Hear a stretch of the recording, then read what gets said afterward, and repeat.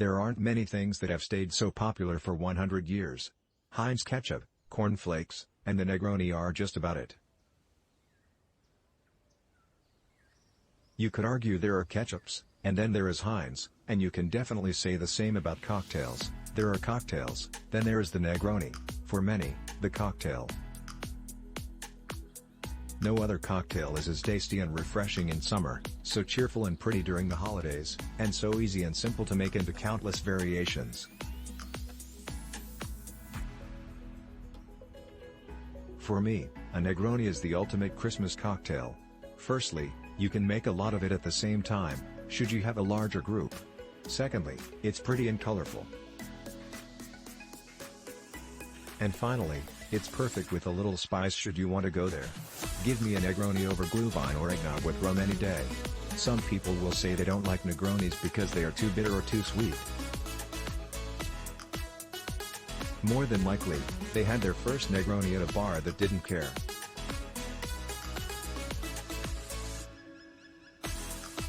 Here's how to make Negroni the right way. One sip and you'll see why it's the most popular cocktail of the last 100 years and looking to be the most popular cocktail for the next 100 too. What is a Negroni cocktail? A Negroni is a sweet and slightly bitter tasting drink that's reminiscent of an aperitif, but packs a huge punch, unlike most aperitifs.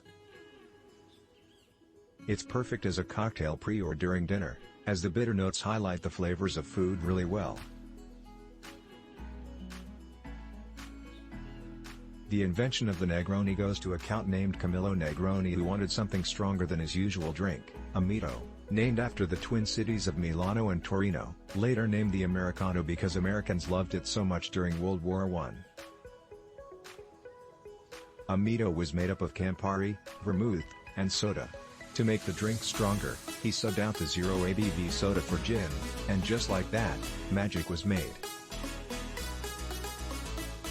Classic Negroni recipe. The classic Negroni recipe is equal parts gin, Campari, and red vermouth, built over ice and served with an orange peel garnish. Negroni sbagliato. Recently, it's become popular on TikTok to swap the gin for a sparkling wine, ideally, Prosecco. It makes for a lighter, fizzier, more fun cocktail. This one is great both in summer and during the holidays, especially if you love the taste but don't want to be completely wasted around family. It's also just a great cocktail to serve to people with a lower tolerance for alcohol. Negroni ingredients. Although most sources will tell you that a Negroni has 3 ingredients, a Negroni actually has 5 ingredients: gin, Campari, vermouth, ice, and orange peel. Gin. Most people splurge on the gin, and in most bars you'll find they are very proud of the gin they use. I disagree though, the gin is important, but the punch of the Campari and vermouth pretty much kill any subtle herbal nuances top shelf gin will get you.